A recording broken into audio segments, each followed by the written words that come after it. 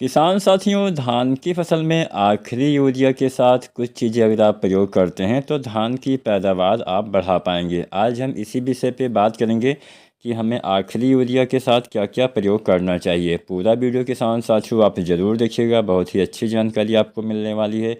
और चैनल को अगर अभी भी आपने सब्सक्राइब नहीं किया है तो SRJ खेती चैनल को ऐसे ही वीडियो देखने के लिए सब्सक्राइब करिए।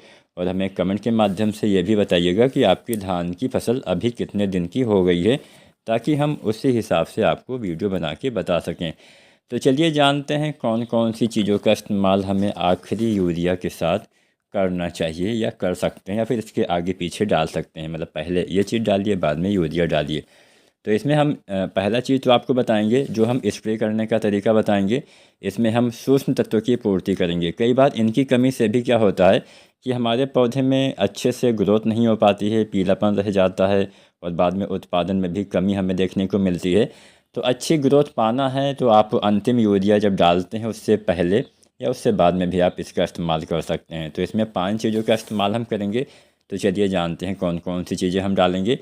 तो पहला चीज़ आपको लेना है जिंक 12% वाला 120 gram, magnesium sulphate 1 kilo, ferrous sulphate आधा kilo, manganese sulphate 250 gram, urea 1 kilo.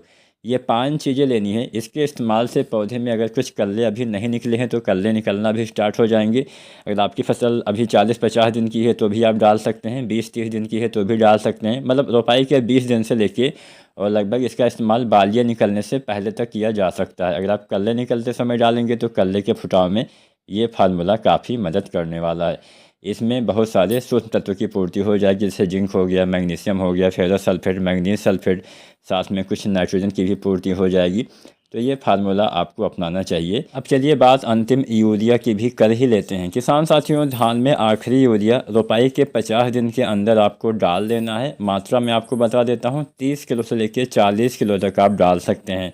मान लीजिए कोई वैरायटी जल्दी तैयार होने वाली है तो 30 किलो, मध्यम अवधि की वैरायटी में 35 किलो, देर से तैयार होने वाली किस्म में आपको 40 किलो यूरिया इस्तेमाल करना होता है। और ये जो समय है, मात्रा है, ये वैरायटी के हिसाब से कम ज़्यादा होगा। मान लीजिए कोई वैरायटी जल्दी तैयार होती है तो उसमें अंतिम यूरिया 40 दिन के अंदर ही आपको डाल देना चाहिए। मध्यम अवधि की वैरायटी में 40 से 45 दिन पर, और देर से तैयार होने वाली वैरायटी में 45 से 50 दिन तक आखिरी यूरिया आपको प्रयोग कर देना चाहिए। 50 दिन के बाद यूरिया नहीं डालना है, इस बात का आपको ध्यान देना। अगर आप 50 दिन के बाद यूरिया डालते हैं तो इससे क्या होता है कि पौधे की हाइट, लंबाई ज़्यादा होने से फसल गिरने की संभावना बढ़ जाती है, तने कमज़ोर हो जाते हैं, फसल में बीमारी लगने की संभावना भी बढ़ जाती है। तो आपको इस बात का भी ध्यान देना है। अब इसके साथ साथ कुछ दूसरी चीज़ों का भी इस्तेमाल अंतिम यूरिया के साथ किया जा सकता है। अंतिम यूरिया के साथ आप चाहें तो ह्यूमिक एसिड का इस्तेमाल करिए। ह्यूमिक एसिड बहुत ही बेहतरीन काम करता है, आपकी मिट्टी में अघुलनशील तत्व को दोबारा से पौधे के लिए उपलब्ध करवाएगा, मिट्टी का पीएच बैलेंस करता है, मिट्टी में भी सुधार करता है, फसल की ग्रोथ में भी काफ़ी तेज़ी लाता है, जड़ विकास में भी काफ़ी हेल्प करता है। तो ह्यूमिक एसिड जो आता है 98% वाला, लगभग आपको इस्तेमाल करना है 700 से 800 ग्राम पर एकड़ के हिसाब से। यहाँ पे हमने जितनी भी खाद की मात्रा बताई है वो पर एकड़ के हिसाब से ही बताई है। तो ह्यूमिक एसिड अगर आप डालते हैं तो आपकी फसल में इससे अच्छा असर होगा, आपके पौधे की अच्छी ग्रोथ होगी, और जो अभी कल्ले छोटे पतले रह गए हैं उनका विकास भी ये सही से करवाएगा। तो ह्यूमिक एसिड हो गया, यूरिया हो गया।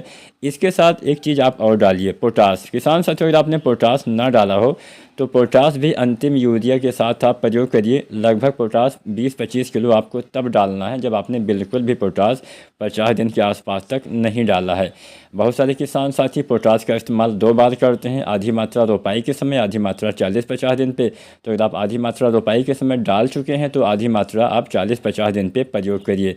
अगर बिल्कुल भी पोटास नहीं डाला है, 40-50 दिन की फसल है, तो आप दानेदार पोटास जो MOP आता है 60% वाला, लगभग आपको 25 किलो या 20 किलो तक आप इस्तेमाल कर सकते हैं। तो पोटास की पूर्ति किए बिना भी हमें कभी अच्छा उत्पादन नहीं मिलेगा, इसके बारे में तो आपको पता ही होगा। तो बस यही सब आपको करना है। क्या नहीं करना ये भी जान लेते हैं। इस अवस्था में पानी की कमी आपको नहीं होने देनी है। अगर पानी की कमी हो जाएगी तो भी नुकसान होगा, अच्छे से ग्रोथ नहीं हो पाएगी। इसके साथ साथ बहुत सारी वीडियो आपने देखा होगा जहाँ पे बताया गया है कि आप जो है ग्रोथ प्रमोटर का इस्तेमाल करिए। तो इस अवस्था में अगर आप दानेदार ग्रोथ प्रमोटर का इस्तेमाल करते हैं तो कोई विशेष फ़ायदा आपको नहीं मिलेगा। अगर आप ग्रोथ प्रमोटर का इस्तेमाल करना ही चाहते हैं तो रोपाई से 10 दिन 15 दिन के अंदर ही आपको जो दानेदार वाले आते हैं उसका इस्तेमाल आप कर सकते हैं। हालांकि लिक्विड वाला ग्रोथ प्रमोटर आप चाहें तो प्रयोग कर सकते हैं, लेकिन कल्ले बढ़ाने के लिए अगर आपको ग्रोथ प्रमोटर का इस्तेमाल करना है तो रोपाई के 20, 25 या 30 दिन तक ही प्रयोग करना, चाहे लिक्विड वाला हो, वो भी अच्छे से तभी काम करेगा। इस अवस्था में आपको ध्यान देना है कि आपके पौधे की ग्रोथ अच्छी हो, जिससे भविष्य में जो बालियाँ आएँ, बालियों की साइज़ आपको अच्छी मिले, मोटाई लंबाई अच्छी मिले। तो बस यही सब आपको करना है, आप इससे अच्छा उत्पादन अवश्य ले पाएंगे। इसके साथ साथ जैसे गबोर्ड अवस्था आ जाती है तो NPK 05234 का इस्तेमाल कर दीजिए, साथ में बोरोन का इस्तेमाल कर दीजिए। 05234 1 से 1.5 किलो, बोरोन 20% वाला 100 ग्राम, ये 2 चीज़ बालियाँ निकलने से पहले डालिए। इसके साथ एक तीसरा चीज़ डालिए, जिंक जो आती है 12% वाली 120 ग्राम। ये 3 चीज़ें आपको बालियाँ आने से पहले डालना है। इनके इस्तेमाल से बालियों की साइज़ अच्छी आएगी, मोटाई लंबाई अच्छी आएगी और आपको भविष्य में अच्छी बालियाँ, अच्छा उत्पादन देखने को मिलेगा। तो उम्मीद करते हैं आज की वीडियो आपको अच्छी अवश्य लगी होगी। हमें कमेंट के माध्यम से आप बताइएगा कि आपकी बालियाँ अभी निकली हैं या नहीं निकली हैं, कितने दिन की आपकी फसल हो गई है। वीडियो पसंद आई है तो लाइक करना और चैनल को सब्सक्राइब नहीं किया है तो SRJ खेती चैनल को सब्सक्राइब करिए। धन्यवाद।